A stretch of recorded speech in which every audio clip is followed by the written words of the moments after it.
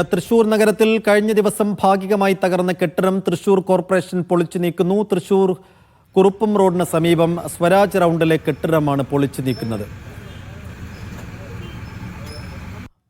നട്ടരാജ് പരശുരാം വിശദാംശങ്ങൾ നൽകും. നട്ടരാജ്, ഈ കെട്ടിടം പൊളിക്കുന്ന നടപടികൾ അർദ്ധരാത്രിയിലും തുടരുകയാണോ? എത്ര സമയം വേണ്ടിവരും ഇത് പൂർത്തിയാക്കാൻ?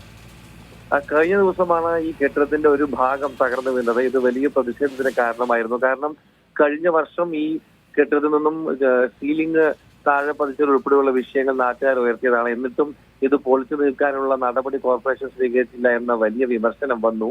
ഇതുപോലെ പഴക്കം ചെന്ന നിരവധി കെട്ടിടങ്ങൾ പൊളിച്ചു നീക്കാൻ നേരത്തെ തന്നെ കോർപ്പറേഷൻ കണ്ടെത്തി വെച്ചിരുന്നതാണ്. കൗൺസിലും ഇത്തരത്തിലൊരു നടപടിക്ക് തീരുമാനമെടുത്തിരുന്നതാണ്. അതിനിടയിലാണ് കഴിഞ്ഞ ദിവസം ഒരു അപകടമുണ്ടായത്. ഈ സാഹചര്യത്തിലാണ് ഒരു അടിയന്തര നടപടിക്ക് തൃശൂർ കോർപ്പറേഷനും ജില്ലാ ദുരന്ത നിവാരണ അതോറിറ്റിയും മുതിർന്നത്.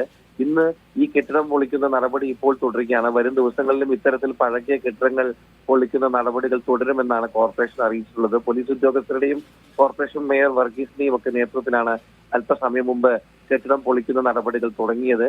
മറ്റ് പഴകിയ കെട്ടിടങ്ങൾ പൊളിക്കുന്ന നടപടികൾ വരും ദിവസങ്ങളിലും തുടരുമെന്ന് കോർപ്പറേഷൻ അറിയിച്ചിട്ടുണ്ട്. ശരി നട്ടരാജ്.